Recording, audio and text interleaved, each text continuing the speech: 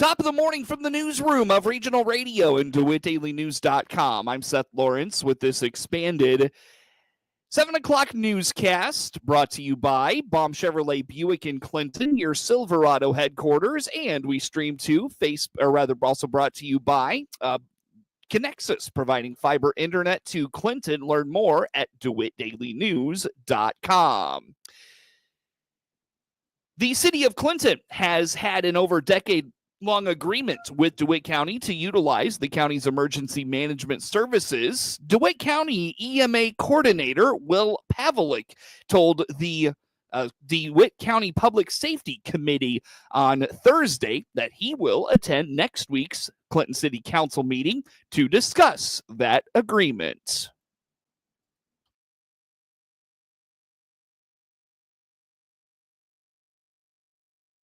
So essentially, this is an intergovernmental agreement between us and then the city of Clinton, essentially us offering EMA services to the city. This is something that happens on a yearly basis, and it's been occurring, I think, since 2010, 2009, something like that. So this is essentially just a renewal process of it. And so I wanted to bring it here first, and then obviously if it moves to the full board, get that signed next week. And then I will be going to the city council meeting also on Tuesday of next week, and then bring it forward to them as well. So like I said, this is nothing new. I did not change anything besides the dates on there. So this is essentially just bringing it forward to you guys and seeing if you had any comments or remarks on it. So for this, Will, do you see any, what we've got in place, the standard agreement, is that still, you feel, working? Appropriate? Yeah, absolutely. Okay. Absolutely. And so, essentially this is us just, becoming a county/city agency, with this agreement. And obviously we've been offering services to the other municipalities as well too. This agreement's been in place, like I said, I think 16 or 17 years. And so this is just, the annual renewal of that agreement. The agreement gives the city of Clinton access to DeWitt County EMA services. Pavlik indicates that includes things like disaster planning for scenarios of severe weather or natural disasters. EMA offers disaster planning services for the county. And so that's what our office does, is we work obviously in terms of natural disasters, man-made disasters, everything like that, to make sure we have large scale plans to back up any response or recovery, kind of operations that go on with any of that stuff. So obviously if a tornado, were to occur and everything, we've got plans to know exactly who's to do what, and then obviously what the recovery looks like with that. So like I said, this is just obviously us working with then the city of Clinton to, provide those services to the city if something were to happen, to the city of Clinton, and not just DeWitt County. And that's kind of what we do on the regular basis. But like I said, this is more just offering our services to the city. The agreement requires the city of Clinton pay $15,000 in quarterly increments to the county. Pavlik points out there has been no increase in that amount in roughly the last 10 years. However, the money goes directly to the county and not to the EMA budget. No, the $15,000 has been the same rate for the last, it's been that rate for, I don't think it's been the entirety of the time, but the majority of the time at least. And so we get those on a quarterly basis. Our first one will be July 30th. Yeah, that rate has not changed for several years. Should it change? Is there any expenses that are greater than they used to be? I mean, fuel obviously is higher. To be honest, I'm not 100% sure what the background is on that 15,000 mark. I don't know if that was just a number that had kind of been drawn up at that time to encapsulate all of that, what you're referring to. But obviously, if that was the case, then we like to see an increase in that. So that's something I would have to look more towards to see if an increase would be necessary. Obviously with, in terms of supplies or fuel or anything like that for our office to provide more services to them. Obviously if it needs to be more than that 15,000, we can obviously consider that next year and everything. So, and this 15,000 actually just goes to the county, does not specifically go to EMA. While the committee discussed increasing the fee to the city, they ultimately decided they did not have the information to do so. In turn, they agreed to recommend passing the agreement to the full board next week, with the possibility of discussing negotiating when the agreement renewal comes around next year. The state FFA convention wrapped up in Springfield on Thursday, and a DeLand-Weldon student was named to the state officer team. Cadence Wooten has seen a couple of her classmates from her time in the Blue Ridge chapter stand out at the state level of FFA and felt inspired to be like them. My freshman year, I was quite shy. I hadn't gone to a lot, but after the first person had me go to a competition, I ended up going to another one, and then they finally somehow convinced me to go to convention, and that's when I saw Jayton on the stage. And being from the same chapter as Jayton, and then being able to see him do what he was doing, I was like, wow, that's really cool. He came from my shoes. And then go on to my junior year build conference. I still hadn't really been like, I want to run for section president, but when I got there, I had Thad as my table leader, and just the way he makes everyone feel included in absolutely everything. Everyone was heard. Everyone felt like they were part of a team. We had such an amazing group. I wanted to give that back to other people. And so I got section president. I just kind of went through my year, but being able to look up to people that I can call friends that were the major state officers this year. So having that other connection, that they're not just the majors that are there and you see them, but people that you have connections with, it was really inspiring to see what they did for the state. So I wanted to be able to do the same exact thing. Wooten says she and incoming state FFA president Natalie Pratt from Amboy are very close and share a similar vision for the year ahead for the state officer team. It is not. Yeah, I really want to make people feel seen and heard and like they belong. You know, being that person who was bussed over, I was bussed over from DeLand-Weldon over to Blue Ridge for my ag classes because DeLand didn't have ag classes at the time. You always kind of feel a little different because you're not from that school. You didn't go there when you were little. So I didn't have those bonds that everyone else had. But I did belong. I just hadn't noticed it yet until someone like really pointed it out to me. So I want to be the person who makes sure that other people know that they belong and they feel it no matter what. As me and Natalie are really close, I have been blessed to call her one of my best friends this past year, and I'm sure we can, come together as a team and do that together. According to Wooten, she did not have a direct connection to agriculture, but she has gotten more involved in FFA and learned about ag and has developed a passion for it. I do not have a direct ag background. I've always been surrounded by ag. My dad grew up with an ag background. He's always been a farmhand or he was a chemical applicant, but I never was directly connected to agriculture. Growing up in the country, my house is surrounded by corn and soybeans, but I never quite realized what FFA and ag was until I got into FFA. I definitely have, and that's exactly why I want to be an ag educator, not only to help these students find their place in FFA. FFA's been my rock. It's been my filter to get me where I am now. So I want to help others get there, and that's what being an ag teacher could do. But also I want to show my passion and share my passion with others about agriculture and teach these kids how to not only just be the next leaders of our future, but to be educated consumers. Wooten helped lead the DeLand-Weldon FFA chapter in its first year this past year after spending 3 years at the Blue Ridge program in the district's co-op. The state FFA convention was in Springfield at the Bank of Springfield Center this week. Clinton's visitors and residents are running out of time to see an exhibit on display at the DeWitt County Museum. On the WHOW Morning Show Thursday, director of the C.H. Moore Homestead in DeWitt County Museum, Joey Long, told Regional Radio the historic houses of DeWitt County display will be going away to make room for a new exhibit. That's right. So the historic houses of DeWitt County Museum will be closing. We need the space, and then the board has an idea for a new replacement exhibit in that area in August. So historic houses exhibit, again, far more support for this than I had imagined. When we created this exhibit a year or two ago, you'll remember I reached out to the public. Do you have a photograph of an old house? Do you have a story about an old house? And oh my gosh, Seth, so many people came forward with these old photographs. Not everyone had the history of the house necessarily, but through research, I was able to, make some pretty interesting histories. So the houses are, they are or were, some are long gone, some still standing, everywhere from Waynesville down to just over the Macon County line, Farmer City area, all the way over, Kinney and farther west. So it covered the entire county. I was really pleased about that because we are the DeWitt County Museum. So it turned out to be a really good exhibit. Long notes the exhibit does not just highlight the architecture and construction of the homes, but also their stories. It is not what you might think. My text panels, and telling about, these different houses, it's not who is the architect, what material is it, what are the, it's not that. I mean, there might be some of that in there if it's interesting, like the Walters house, the bricks were actually, the clay was dug and the bricks made right there on site. Then I'll throw that in there. But it's the stories, who lived here? Why was this house built? What took place here? And some people, they go down and they, view the exhibit and will come back upstairs and say, well, that was quite a story about the McGill house, and they'll say, so who do you think did it? Do you think he murdered her or not? Really interesting things that happen in these houses. So sometimes, I've had people come up and they are just absolutely shocked. So yeah, some really interesting histories.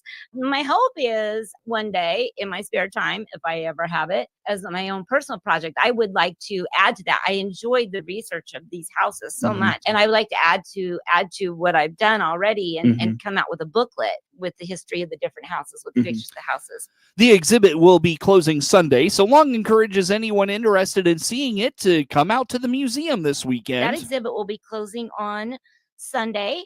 That's the sad news.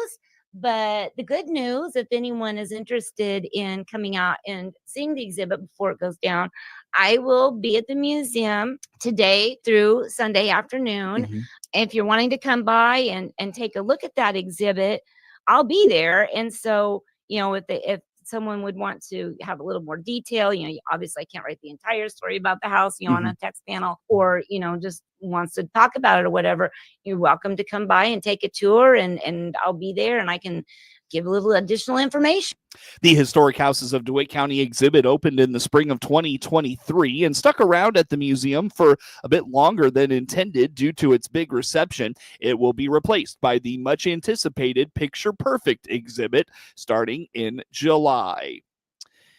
The heat of the summer has arrived this week. On the WHOW morning show on Thursday, Ed Shimon at the National Weather Service in Lincoln told regional radio the temperatures of the first few weeks of June are going to quickly become a thing of the past as the summer heat sets in. Warm is kind of the theme today, but then we cool off a little. There's a front that's kind of slowly just creeping into the area. So Friday, rain's going to be moving in, various periods of thunderstorms, a pretty high likelihood of rain Friday evening, even into Saturday. Start to warm up again into the low 80s on Saturday, but kind of a wet start to the Father's Day weekend. So, but the back half of it looks decent, though we still have a 30% chance of some storms on Sunday because that front really doesn't clear out of here. But 83 on Saturday, 83 Sunday.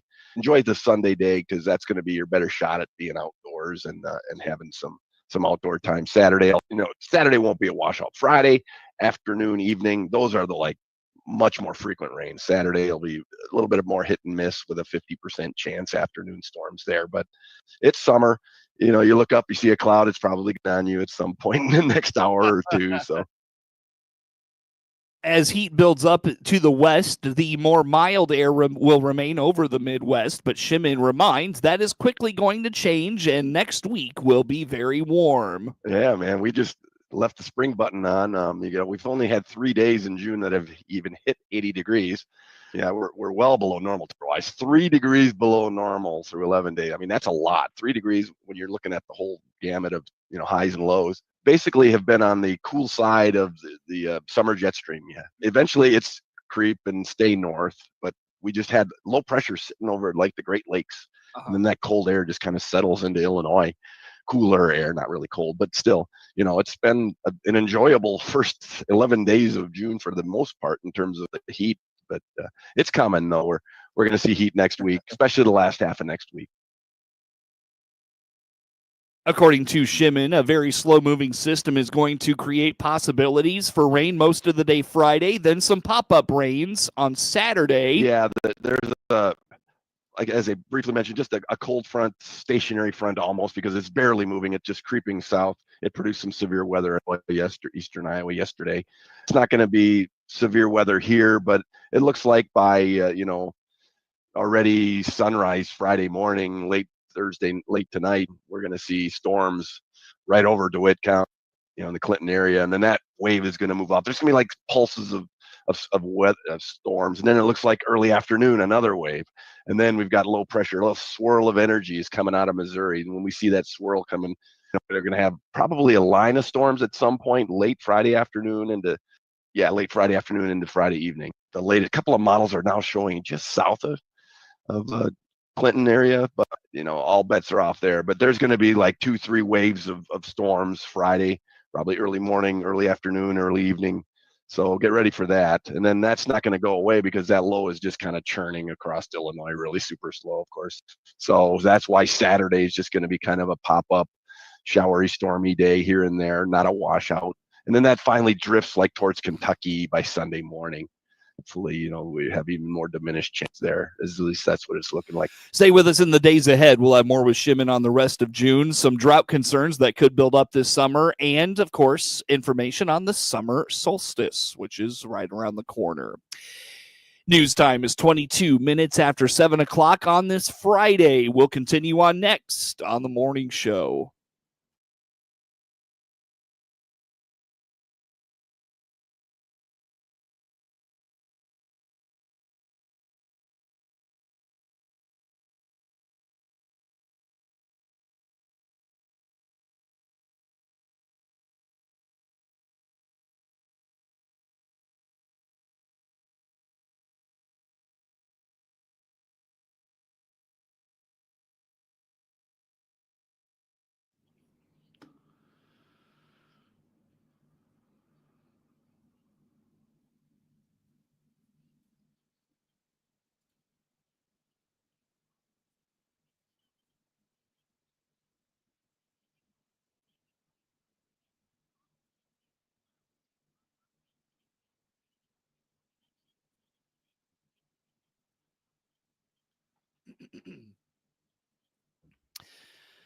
News time is 23 minutes after 7 o'clock here on this Friday morning. Again, I'm Seth Lawrence with you folks today for this expanded local newscast.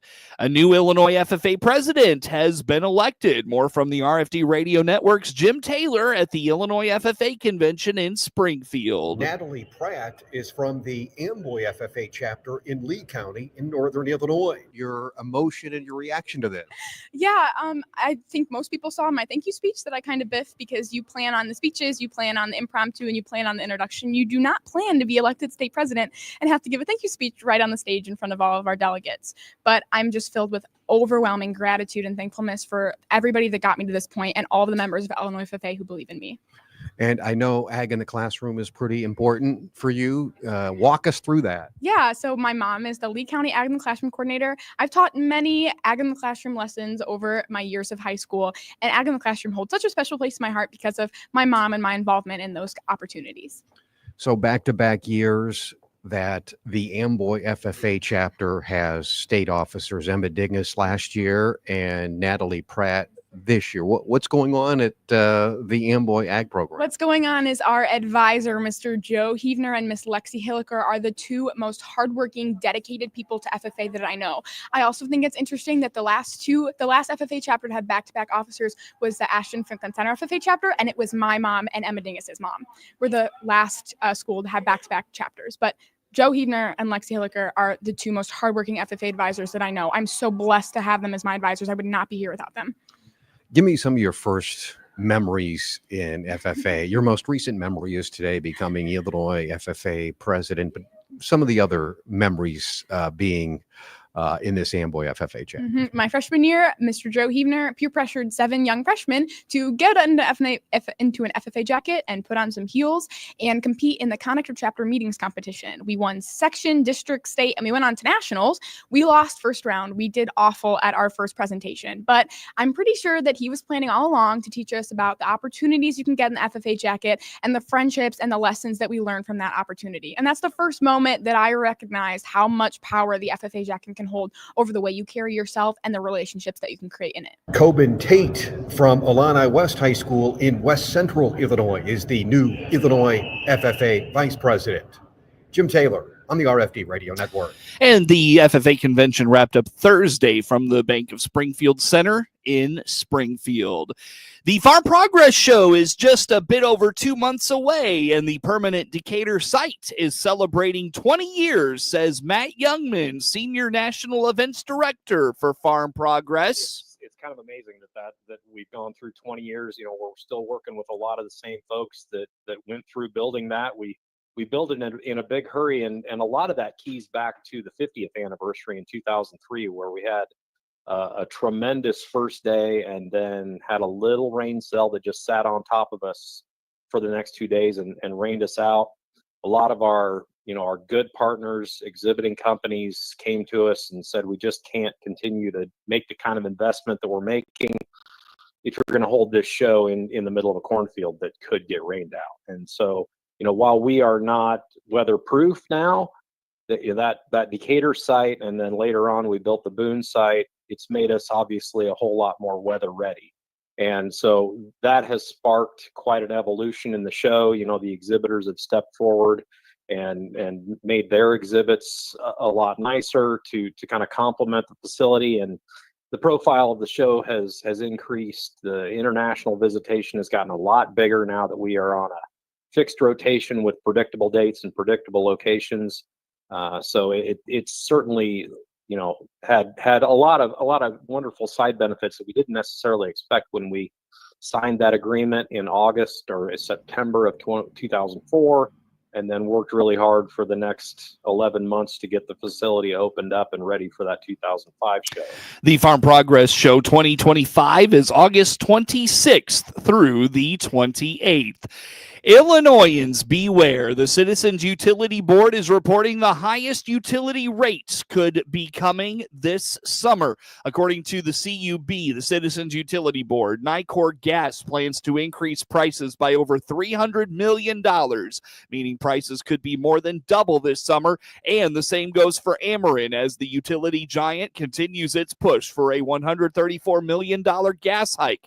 Jim Chilson, the communication director at CUB, says enough is enough. It's been a rough summer for consumers. Nicor is asking for a $316 million gas rate hike. That would be the largest gas rate hike in Illinois history. It would hit customers at about $7.70 a month on average, or about $92 a year.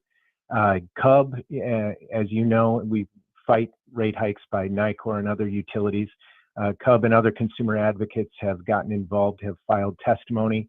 We've dived into the numbers, and we argue that this rate hike request is more than double what the company can possibly justify. This is the fifth rate hike request the company has asked for since 2017. They have increased delivery rates by about 114% in that time, and that's about $747 million in rate hikes they've received.